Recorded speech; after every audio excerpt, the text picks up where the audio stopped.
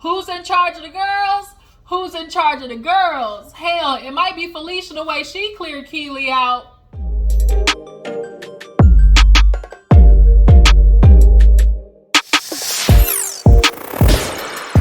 Y'all, what is up? Welcome back to my channel. We need to get into the encore. Y'all, this episode was messy boots. But what else should we expect? It's Carlos King. He does nothing better than setting up a nice group of women and basically watch them claw each other's eyes out in the name of sisterhood. It is the funniest shit ever.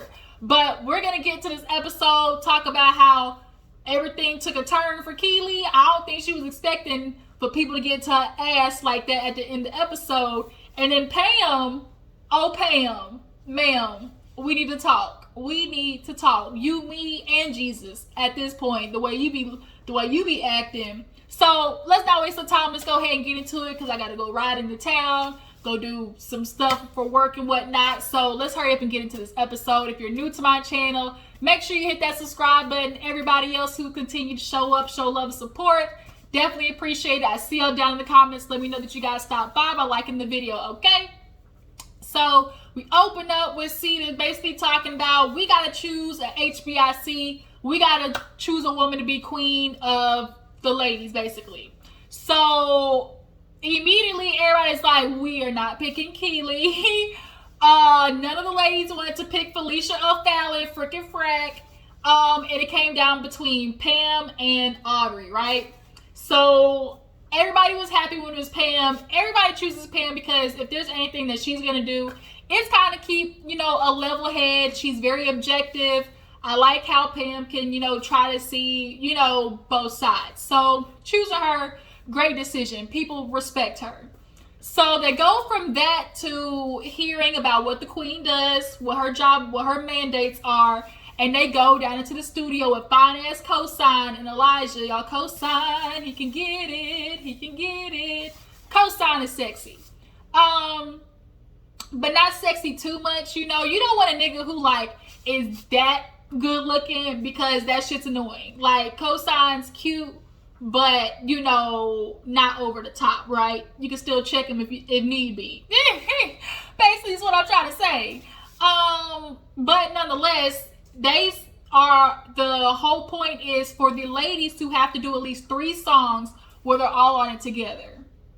How the hell is that supposed to happen? So at this point, basically, they're all going to have to do basically background.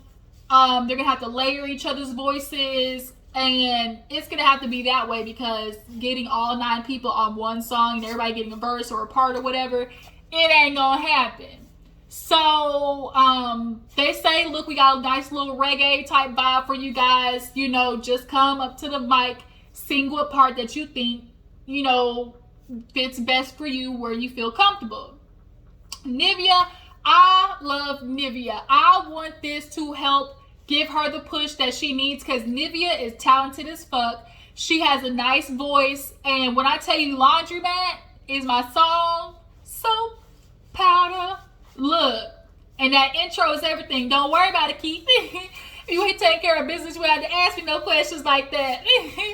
So, yeah, Nivea, and then her comedic relief, she's everything. I definitely can tell everybody's feeling Nivea. We need to support her. If there's anybody that's going to come out of this house that people are going to want to see more of or want to get that push, unfortunately, freaking frack, Felicia and Fallon, it's not going to be you because y'all aren't likable. Nivea is likable, and she just has this energy about her that's way better than y'all's, unfortunately. For y'all. So millionaire status out the door. Don't nobody give a damn. But nonetheless, she gets up there, kills it, nice or whatever. From what I heard of the song, no complaints. So Nivea goes, then who went after that? Nivea, then Shamari, if I'm not mistaken. Nivea and Shamari, we know, can sing. The way that it sounded was you needed a little bit of vibrato, but more a steady tone. They got that.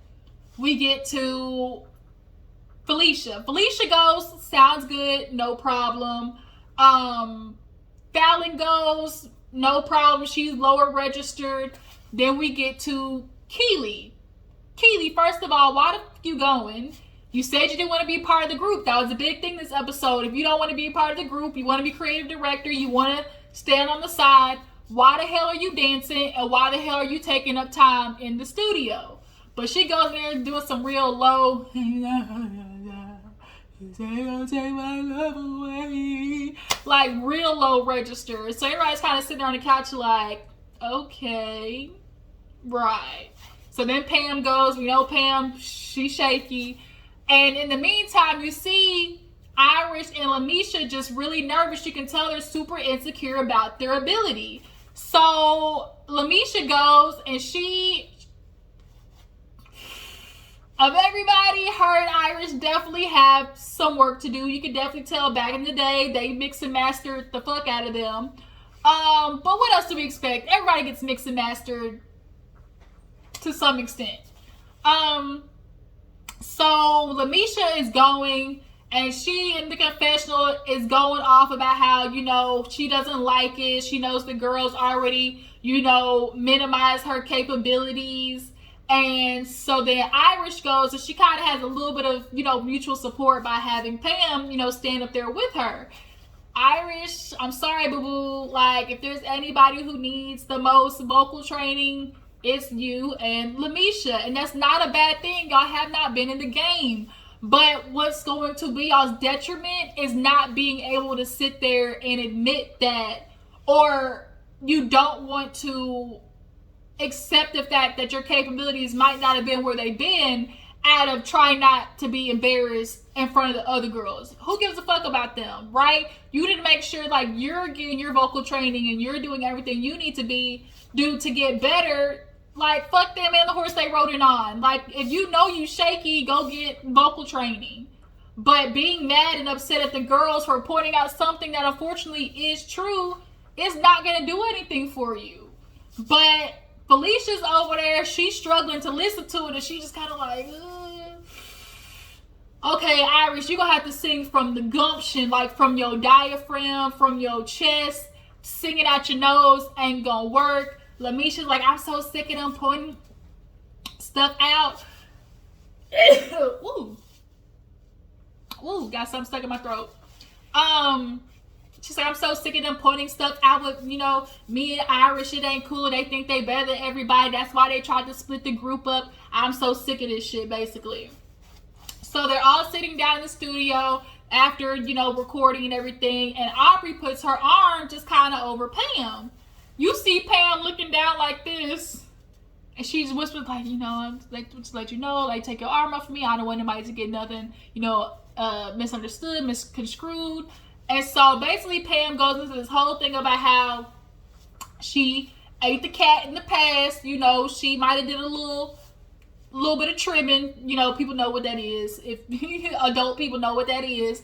She might have did a little, you know, humpback with a strap on back in the day, okay? She might have did that. And now she basically said, I am delivered. I don't like women's no more. Y'all know where that's from? Okay, drop down in the comments if you know where that's from. I just did a little remix. Instead of men's no more, it's women's no more. Pam does not want to be considered lesbian anymore. Or person who's into women. Whatever you want to be, Pam, you do you, boo-boo. But to the extent where she was just like, no, don't do that. Don't put your arm around me. I don't want, like, she felt like Aubrey was coming on to her. So it turned into this whole big thing where she was like, yeah, you know, I found my life through Christ. And, you know, I've seen the error of my ways. I've been delivered since then. So everybody's like, what the fuck? Like, did she say what I just think she said? Like, she meant for it to come out like that? Like, you've been delivered from being gay? Okay. Some people think you can do that. Others think you can't. I can see both sides of it. I personally feel like if you know that you like a certain sex, being of, you know, God and of faith, you can't really stop like what you love deep down. Like, you just can't. What's that band director or something like that is gay? He said he'll always stay married to a woman. Like, he's not ever gonna you know, he's gay, admitted that he likes men, but he's never gonna not marry a woman, all types of stuff. Like, that's how it's gonna be for most people. And Pam, just because you might have found the Lord, I really doubt that, you know, when you see a fine woman walking by, that you ain't staring at her titties and ass. Like, I'm just not gonna accept that. But whatever, boo boo. So after that, everybody was like, well, that's weird. Okay, did Pam just say, all right? And so Keely's like, bitch, you can't pray the gay away. Like, I'm sitting here looking at her like, the fuck that just happened? Did Pam really just say that? So everybody takes their break to basically go get drunk, drink their wine. Everybody, almost this whole episode, had alcohol, their red wine, in their glass. Nivea had me laughing. She like, you gonna find me on this elliptical? She going on the elliptical and stuff. When I tell you, Nivea is a perfect person to have on this show. Like, there's always that person for comedic relief that you need. Nivea is that. So Keely and Fallon, I think it was Fallon, who were sitting down talking about basically the group, whatever. And they're just saying, like, you know, what are we supposed to do? Like, Fallon's basically saying she doesn't want the girls to look like how they don't want to look. Like, if you say you don't want to look bad, you don't want to be embarrassed, like, we gotta admit that what you're bad at, which is, unfortunately, you bad at singing and dancing. So Misha is behind the wall listening to them basically, like, kind of criticize and talk shit, basically. And she gets emotional. She goes to her room, is like ready to pack up and leave. Because Keely and her just kind of like, we need to step our pussy up. Like, we got to show at the end. We need to find who's good at what. And it's not like they're not saying anything valid. Like, yes, it's a difference about like what you say and how you say it. But if we just get down to the basis of what they're saying some valid shit. It's just true tea. So the girls see Misha crying. Who was it? Yeah, the girls see Misha crying. They're like, oh my God. She's like, I just don't like this. I hear them over talking about me and Irish. I'm so sick of this. They want to, you know, separate us. And Irish in the damn studio got mad when Felicia tried to help her with the singing. She was like, oh, I'm so glad, you know, she, you know, offered, you know, help and assistance while I was in the studio, but boo-boo, I sold more records than you. Bitch, what does selling records got to do with anything? If you was singing background on the records and your ass was, you know, tuned out, what the fuck does it matter that you sold that many records, Irish? But nonetheless, Shamari, Pam, who was it? I think Ari, maybe, they was like, look, we need to call a house meeting because this ain't it. This is not it. So they all sit down in the room and Pam is like, look, as women, you know, we need to fix this. We all need to get together and figure out what it is.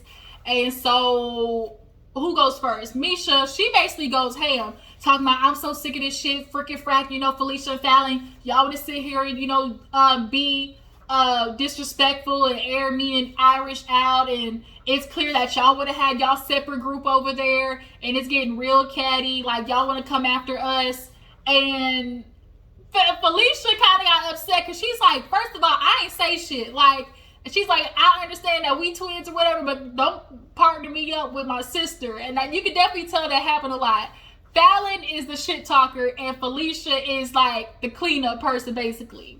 So Fallon's like, yeah, I think I might have said that. I probably did say that. So Fallon and Misha are going back and forth because Fallon's like, look, I'm saying something, but what am I saying? Like, that's bad. I gotta tell you the truth, which is, if we all want to look good, all 9 of us, we gotta find our strengths and weaknesses. You don't want to go out here looking bad. Like, I'm trying to tell you something. Like, how do you want to look going out here? Do you want to go out here looking stupid, Misha? No. Granted, it's coming from the twins, but sometimes you just gotta sit back and be like, okay, bump how they say it, but what they're saying, like, can I take anything from it?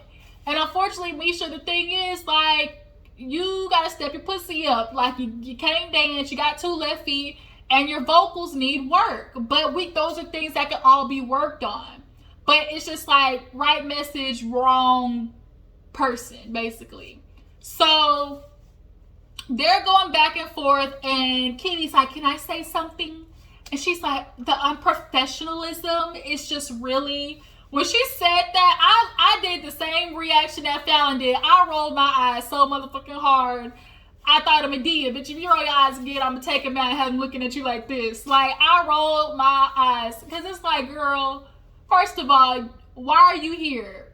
I think of Mean Girls. You don't even go here. Like, why are you here, Keely? She's like, the unprofessionalism, the way that, you know, things are being handled, it's so disappointing. But Pam, you know, I stand for you. She's like, well, stood. She's like, the homophobia that you just, you know, displayed earlier, I'm just so disappointed in the way you came after Aubrey, and the way you described being delivered from, you know, your past history, because I'm bisexual. I may be married to a man, but I'm bisexual. And now this is bringing up the conversation of, you know, being, you know, homosexual and being, and there are a lot of gay people who still are of faith. Being gay is not a sin that's any different from, you know, other sin, if you ask me. Like, you could be a thief, but you still praise the Lord. You can be an adulterer, but you still praise the Lord. So why can't you be gay and still praise the Lord, right? But that conversation of understanding of what the Bible says, you know, of having, you know, man and man and woman lay together being a sin, and being homophobic.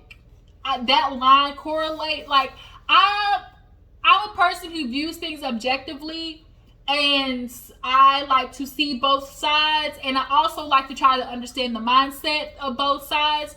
And I am a person who believes that you can be a Christian and understand what your Bible says about, you know, homosexual relationships and not be homophobic. Because to be homophobic, that means you are completely secluding, you know, LGBTQ and wishing nothing but harm, death, you know, danger. You're purposely causing hurt, harm, and danger to somebody of, you know, that group because of your faith, or just because you dislike them, or whatever it may be. To me, that's the homophobicness, the homophobia, you know, of that part. But just simply having your faith and knowing what your faith says in the Bible, and disagreeing with their lifestyle does not mean you're homophobic to me. You can disagree with somebody's lifestyle and not be homophobic. That's just my personal opinion. Like it, love it, don't hate it, I don't care. Like, that's just my thought. I see both sides, you know, or I try to understand both sides. But nonetheless, Pam was basically saying, no, I was saying that from my experience. You know, I previously ate cat. I don't eat cat no more because I was delivered. Now I eat dick. Basically, it's what she's trying to say. So she's like, well, I'm not the only person that thinks that way, Aubrey. When I tell you, Aubrey said, who me? Aubrey said my name been in, I ain't in it. Keely's like, okay, I see. So then everybody just kind of like dispersed and nothing really got solved. So after that, we see Keely and Nivea and Lamisha in the kitchen while Aubrey's doing this whole like group board. Aubrey ended up doing more creative wise than Keely, huh? So Keely is basically confusing the fuck out of everybody, because it's like, what are you doing here? Nivea's like, well, if you're not in the group and you lay down a track, like, do we use it? Do you want, like, you're not making any sense, Keely. So Aubrey creates this vibe, basically a mood board of what they want to achieve being in this girl group. So Keely's tired of people asking her what she's doing, but you're here and we kind of need to know what you're doing, because we're basing the girl group on numbers and who wants to basically be, like, who wants to be a part of it. So they all sit down on the couch and Aubrey brings up, you know, the mood board, the visual of the group. All the ladies love it. She's talking about how everybody can still be clean and how they're both edge, feminine, masculine. Everybody was here for it except Keely over there with the resting bitch face. She was stank, drinking her wine, talking about, oh my God, you changed your mind. Because at first Aubrey was nothing but, oh yeah, we need to separate. Like, we definitely need to part the Red Sea. We don't want to have them, you know, in our group if they want something different. So she did kind of do a 180. But Keely definitely didn't need to, like, be sarcastic like that, for sure. So she low-key kind of brought upon herself with her attitude, her energy, how the ladies talked to her at the end. So she's drinking her wine, energy off. Shamari looking at Keely like, really, bitch? Like, come on now. You see what we trying to achieve here. So finally Aubrey sits down and was like, look, Keely, what is it? You know, we need to figure out what we're doing. Irish is like, Keely, are you joining or not? Because if you're not, you need to get up off the couch. Like, you're dancing and singing. Like, that's a spot that we would have to figure out. So what is it? Yes or no? She's like, no. So it's like, okay, no. So is this like Gilligan's Island? Like, we vote you off the island? Is this like Survivor, where we snuff your torch? Like, if you're saying no, you're not gonna be in the group, bitch, why is you here? So now it's making sense, like, oh, Carlos King, you messy, because if y'all paid attention to her confessional, she said, oh, if Aubrey wants to do my job of creative director and I'm still getting paid, go ahead and do it then. So it's like, oh, bitch, we know why you here. As Felicia did, oh shit, Felicia cleared her out. I forgot about that part where Felicia was in the room and she's like, Keely, first of all, why are you even here? Like, oh no, she said, first of all, Keely, what are you doing? She's like, you don't want to sing, you don't want to dance, but yeah, you're always offering up your opinion, which nobody asked for. Like, what the fuck are you doing? Like, because to me, it doesn't seem like you're creative director of anything. It seems like you're a shit starter. You want to go in the room, drop a bomb, and walk away like, oops, sorry, I didn't do anything. And so everybody was like, Nivea's reaction in the back was like Homer Simpson where he disappears in the bushes. Felicia aired Keely out. Like, bitch, you a two-faced ass bitch. You ain't doing nothing here but starting this, causing chaos and commotion. And that's what happened at the end. Once again, Aubrey's like, you called me divisive. You came after me. You want to be creative director, but in 24 hours, I created a board that everybody was able to get, was able to enjoy and get on board with more than you've done here. So you could definitely tell Keely was kind of getting like bum rushed, but it's kind of like, I didn't feel bad. I really didn't, y'all. Like, sometimes bitches be bringing stuff onto themselves, and you could definitely tell Keely's a bitch that brings stuff on into her life and then blames the world for it. I think definitely Keely is probably the midst of all her issues, but Felicia decided to stand up for her and basically be like, we're not going to do this. We're not going to attack Keely. We're going to be a girl group who supports each other. And although we have different views, like Keely, I might have called you a bitch, but I don't want nobody like constantly coming after you, attacking you, because I know how it felt, when it was me and my sisters. I was ready to go. I was crying, but I stayed. So I'm not going to allow that to be done to Keely. I didn't feel bad because everybody said was just getting off their chest. We questioning, bitch, why you here? Why is you here? So Keely starts getting emotional, crying. She goes to the back talking like, do I need to pack my bags and go? Do I need to pack my bags and leave? Like, what am I doing wrong? What am I doing wrong? What do I need to do? Bitch, leave. You not dancing, singing, nothing. You not even... Next episode, I did get to see the preview for, but drop down in the comments, tell you how you feel. Nivea came through with that Wakanda latex outfit on, had me hurt. Felicia and Fallon, I really like Felicia. Fallon, on the other hand, I can take her lead for sure. Pam, we need to have a discussion, okay? Who's your favorite girl? Who do you think can really make this thing work? Should Keely leave, or should she decide to stay in the group? Which would y'all rather see her do? Do you guys believe Pam still likes a little cat on the side? Questions. Drop down in the comments. Let me know. Do you still believe Pam be thinking about that kitty cat, that meow, some 3 to 4 hours of the day? Drop down in the comments. Let me know. Appreciate you for tuning in. I will see you guys next time. I will check y'all later. Deuces.